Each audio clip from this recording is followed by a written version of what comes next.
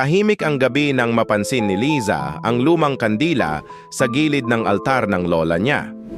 May kakaibang amoy itong kalawang na hindi niya maintindihan, pero dahil brown out, sinindihan niya ito para lang may liwanag. Sa unang saglit, puting liwanag ang lumaganap sa paligid, tila normal lang.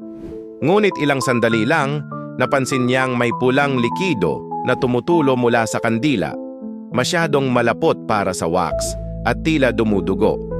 Nagdadalawang isip siyang patayin ito, ngunit parang may hindi maipaliwanag na puwersa ang humihila sa kanya para manatiling nakatitig. Biglang lumamig ang hangin sa silid at sa bawat patak ng dugong wax, tila may aninong kamay na sumusulpot mula sa likod ng liwanag, mahahaba, madudungis at naglalaway na mga daliri. Dahan-dahan silang gumagapang papunta sa kanya, umaabot mula sa mismong apoy, parang naghahanap ng laman. Hindi siya makasigaw, natutuliro sa takot at nanlalamig ang katawan.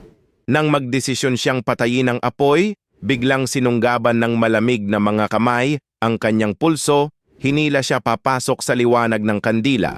Ang tanging naiwan sa mesa ay ang kandilang patuloy pa ring dumadanak ng dugo, tahimik na naghihintay ng susunod na magpapailaw.